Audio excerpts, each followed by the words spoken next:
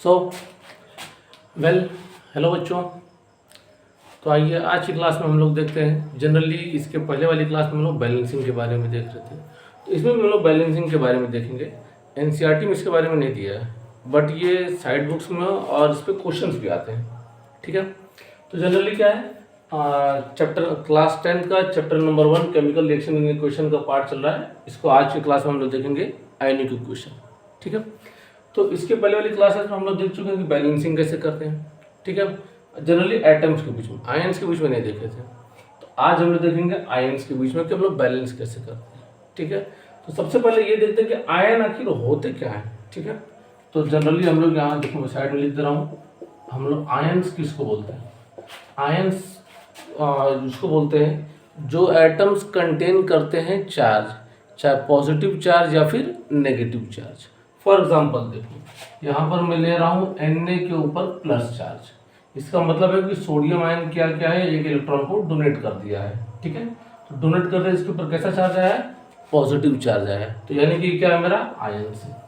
Chlorine के ऊपर -1 charge, तो क्लोरीन क्या है कि एक इलेक्ट्रॉन को एक्सेप्ट किया है, तो एक्सेप्ट किया तो इसका मतलब क्या है कि इसके ऊपर आ गया है नेगेटिव चार्ज, तो नेगेटिव चार्ज आ गया तो भी क्या है ions.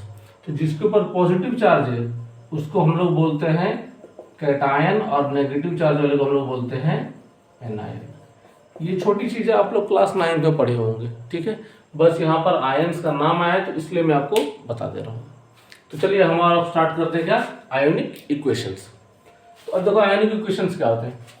Such an equation which contains not only atoms and molecules but also contains ions actually taking part in the reaction is called as ionic equation. For example देखो, इसके पहले वाले पार्ट में हम लोग क्या देख रहे थे कि जो सिर्फ हम लोग एटम के ऊपर बैलेंस करते। ठीक है, लेकिन अब क्या देखेंगे कि वो रिएक्शन जिसमें क्या हो, एटम्स भी हो, मॉलिक्यूल्स भी हो, और क्या हो, आयंस भी हो। ठीक है, देखो एक फॉर एग्जाम्पल देखते हैं। मैंने क्या किया कि आयनिक इक्वेशन को दिखाने के लिए मैंने जिंक लिया और कॉपर सल्फेट लिया। ठीक है, तो आप लोग जानते हैं कि जिंक क्या है, ज्यादा रिएक्टिव होता है कॉपर के कंपैरिजन में। ओके, तो क्या करेगा, जिंक जो है डिस्प्लेस कर देगा कॉपर को।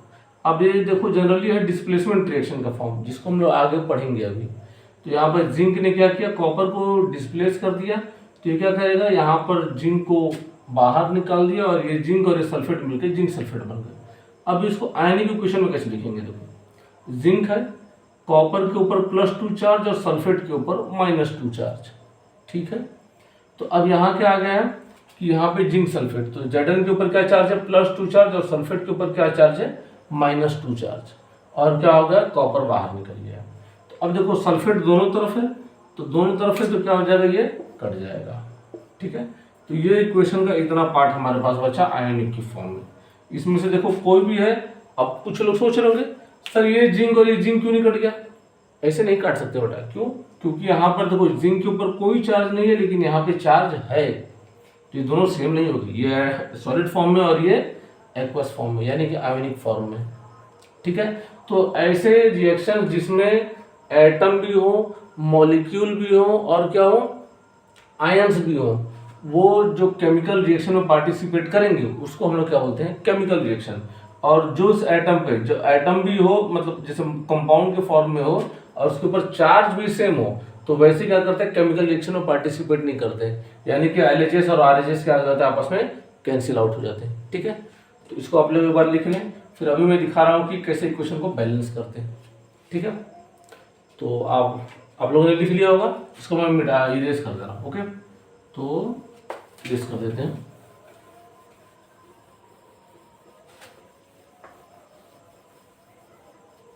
ठीक है, अब देखो इरेज कर दे रहे हैं तो एक इक्वेशन लिखते हैं। इक्वेशन क्या लें, चलो Cu लेते हैं प्लस Ag प्लस कर दे रहे हैं, गिव्स आउट क्या हो जाएगा, Cu को +2 चार्ज, और यहाँ पे ले लेता हूँ मैं Ag ले लेता हूँ। तो कॉपर लिए हैं, सिल्वर आयन, फिर ये कॉपर आयन फिर डिसोसिएट हुआ, सिल्वर सॉलिड फॉर्म में डिसोसिएट हुआ। ठीक है, अब देखो, अब कहेंगे सर बैलेंस कैसे होगा। देखो हम लोग क्या करते हैं कि LHS = RHS। ठीक है, मतलब ये जो पूरा लेफ्ट हैंड साइड, एरो को इधर वाले को रिएक्टेंट बोलते हैं और एरो को इधर वाले को प्रोडक्ट बोलते हैं। तो मतलब जितने नंबर ऑफ आइटम्स एरो के इधर रहेंगे उतने ही नंबर ऑफ आइटम्स एरो के राइट साइड में रहेंगे। तो यहाँ पर देखो 1 कॉपर बैलेंस है, से 1 सिल्वर 1 सिल्वर, सिल्वर भी क्या है बैलेंस है। तो जब ये बैलेंस है तो फिर अनबैलेंस क्या है, यहाँ पर अनबैलेंस क्या है, सिल्वर के ऊपर है +1 चार्ज और कॉपर के ऊपर है +2 चार्ज। ठीक है, तो अब इसको हम लोग बैलेंस करते हैं। तो देखो क्या करेंगे, यानी चार्ज भी 2 होना चाहिए। यहाँ जो बाहर चार्ज रहता है ये इसको मल्टीप्लाई कर दो, इसके ऊपर कोई चार्ज नहीं है तो यहाँ पर कुछ नहीं तो मतलब 1 इंटू 0 0, चार्ज यहाँ कुछ नहीं है, यहाँ कुछ नहीं तो मतलब 1, तो 1 इंटू +1 हो गया। तो चलो यहाँ मैं दे दे रहा हूँ +1। ठीक, और यहाँ पर क्या है कि 1 इंटू +2 क्या हो जाएगा RHS में +2, और ये 1 इंटू 0 क्या हो जाएगा 0। तो यानी कि यहाँ पे चार्ज है +1 और यहाँ पे चार्ज है +2। अब बैलेंस कैसे करेंगे, तो एक सिंपल तरीका, अगर मैं बाहर 2 से मल्टीप्लाई कर दूँ तो 2 1 + 2, तो यहाँ क्या हो जाएगा, यहाँ हो जाएगा +2 इक्वल टू RHS में भी है +2। तो अब देखो फिर से देखते हैं, यहाँ पे 1 कॉपर, अब यहाँ पे सिल्वर गड़बड़ हो गया, यहाँ पे 2 सिल्वर है और यहाँ पे 1 सिल्वर है, तो यहाँ क्या करेंगे 2 से मल्टीप्लाई कर देंगे। तो अब क्या होगा, ये आपका पूरा इक्वेशन बैलेंस होगा। तो ऐसे क्या करते हैं हम लोग, ये आयनिक फॉर्म के इक्वेशंस को बैलेंस करते हैं। ठीक है, इसको आप लोग छाप लें, फिर एक क्वेश्चन दिखा रहा हूँ मैं।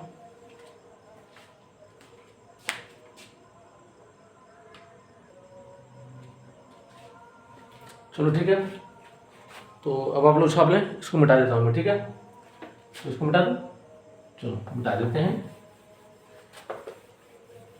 अब देखो मैं आप लोग को दूसरा इक्वेशन दिखा रहा हूँ। दूसरा इक्वेशन क्या लें, चलो जिंक का लेते हैं। यहाँ ले लेते हैं जिंक प्लस H+, जिंक पे आ जाएगा +2 चार्ज और यहाँ पे हो जाएगा हाइड्रोजन गैस रिलीज।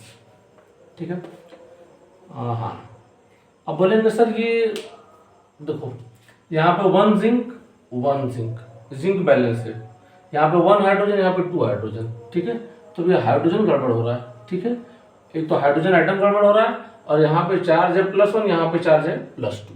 तो यहाँ पे 1 है तो 1 इंटू +2 और यहाँ पे 1 इंटू +1। तो देखो यहाँ पर आते हैं फिर वही LHS RHS वाला। तो देखो ये सिंपल है, ये तो क्या करेंगे Zn ले लेंगे और मैं यहाँ क्या कर रहा हूँ, 2 से मल्टीप्लाई कर दूँ तो ये क्या हो जाएगा Zn पे +2 चार्ज और +H2। तो अब देखो यहाँ 2 से मल्टीप्लाई कर दिए तो 2 हाइड्रोजन हो गया और ये H2 हो गया, हाइड्रोजन बैलेंस हो गया। अब यहाँ पे 2 1 +2 हो गया, देखो चार्ज यहाँ पे कुछ नहीं है तो मतलब 0, प्लस 2 इंटू +1 कितना हो जाएगा +2, यहाँ पे +2 से ब्रैकेट में कर दे रहा हूँ और एरो आ गया तो इक्वल टू कर दो। इसके ऊपर क्या है 1 इंटू +2 कितना हो जाएगा +2, इसके ऊपर कुछ नहीं तो मतलब 1 इंटू 0 0, तो यहाँ 0 कर देते हैं। तो यहाँ भी +2 इज इक्वल टू +2, यानी कि दोनों तरफ +2 चार्ज क्या होगा बैलेंस, और एटम तो बैलेंस है ही है। ठीक है, तो उम्मीद करते होंगे कि ये क्लास 10 का आयनिक इक्वेशन का पार्ट का आप लोग को समझ में आया होगा, और नहीं समझ में आया होगा तो कमेंट सेक्शन में जरूर बताएंगे। और सेकंड थिंग कि इसके ऊपर अभी और हम लोग क्वेश्चन लगाएंगे अगले पार्ट में। ठीक है।